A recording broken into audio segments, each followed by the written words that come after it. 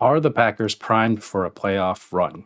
We'll get into it. Jordan Love and the Packers pulled off an incredible upset win over the Kansas City Chiefs, although I have to say that last minute, I don't know what the hell happened to the referees there. But that was an absolute shit show of officiating in those final 2 to 3 minutes, which was just unbelievably something to watch because that was ridiculous. I think the Mahomes call or the roughing the passer or whatever it was, late hit thing on Mahomes.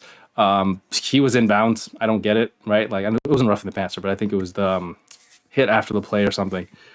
He was in bounds. Like, that was, I mean, and they don't call the Herbert play from last week or whatever game that was. Like, Herbert gets hit literally out of bounds and they don't call it, but this one they do. It just, this is why people always say the Chiefs always get those calls, so it kind of just builds upon that narrative. But then that PI at the end, I don't know. I mean, I was rooting for the Packers to win this one just because Jordan Love played so well, and it's kind of nice to root for that underdog.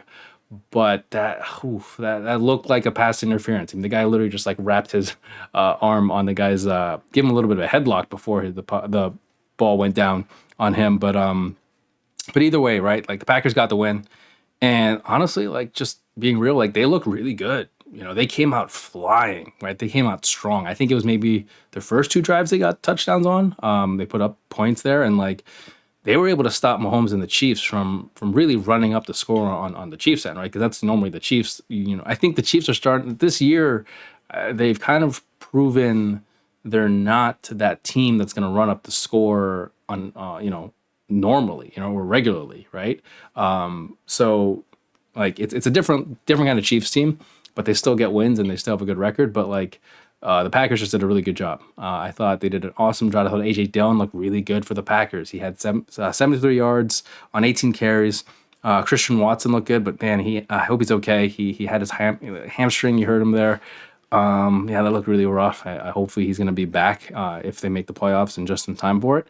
Romeo Doubs came up huge. And look, overall, I thought this Packers team, they're pretty young, right? And I think that the Packers in this game did what the Chiefs needed to do but didn't. And my opinion with that was to have supporting cast, supporting players show up and play a good game and contribute to that win and have some production, right? To me, it just seemed like on the Chiefs side that if you take away Kelsey and you take away Pacheco, and you look at the rest of the team, the rest of the weapons that Mahomes has, it's sometimes it's a toss-up, right? Some days MVS makes great plays, right? Some days he makes bad drops.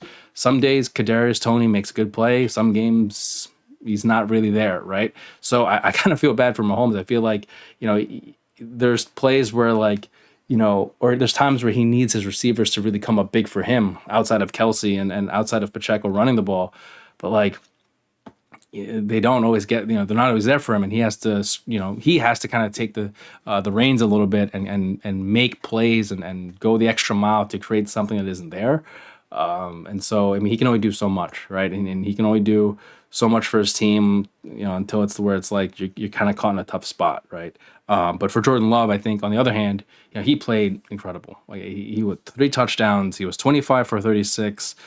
Threw for 267 yards. I mean, I don't want to get carried away or anything, but do the Packers have a guy again, right? After so many years of Brett Favre, and they know so many years of Aaron Rodgers, right? It looks like they struck gold for a third time, right, with Jordan Love. But we'll see, right? And echoing Aaron Rodgers' statements when he was on Pat McAfee show, he was like, "Hey, let's not crown someone, the best person yet, and let's not crown someone the worst person yet, And I think I agree, let's let Jordan Love just play. Hey, he had a good game. Give him his flowers when he has a good game, but let's not prop him up to be this the second coming of Aaron Rodgers or the third in line to carry on the legacy of the Packers QB. But gotta say, it's looking pretty good for Packers fans right now, just in terms of their future with Jordan Love. But look, what we do know now is that Packers are 6-6. They're definitely in the hunt for the playoffs. And I feel like after this game, if they keep this level of play up and maintain this consistency of play throughout, each of the next coming games they have, I don't know, they can get on a good winning streak. I think they can really make a good run into the playoffs. And their next couple games are they're not crazy difficult, right? You got the Giants. The Bucks could be a challenge for them. Sometimes they're a toss-up. the Panthers. They could play well against the Vikings. The Vikings could play well with Josh Dobbs, but sometimes as we saw in one of the other games with Josh Dobbs, there could be he could have a rough spot there too. But yeah, you got those teams.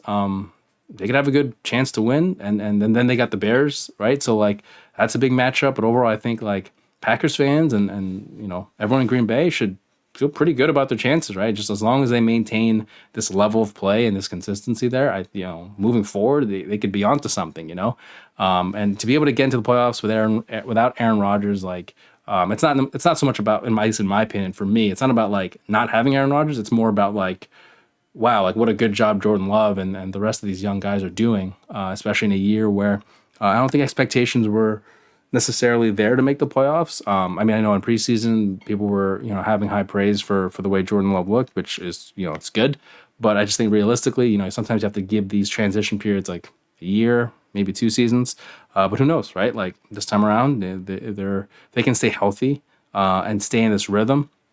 I think if Jordan Love can keep playing the way he's playing, I mean, there was that one play, like like the way he makes throws is incredible. He had a couple throws in this game where he just kind of like he threw off that back foot, found the littlest seam to be able to throw it into. Like it was, he was on point, man. And he, some of his throws, you could tell he was very much watching Aaron there. And I think if he's able to play that way moving forward, right, the Packers could be really dangerous. But I do think that the way the Packers gain success moving forward too is like in this game, they get contribution from everybody on the team.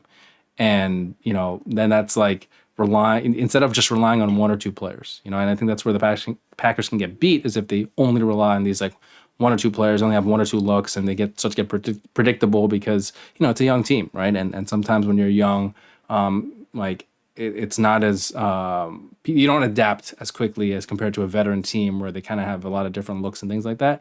But again, they played really well. They beat the Chiefs, which is incredible. Super Bowl champs. And, they should be in the conversation, definitely, when it comes to who can really make a good push for it in the playoffs. And honestly, I think the Packers are going to make the playoffs. So we'll see how that goes. But I think they're going to play well enough to get themselves right into the postseason.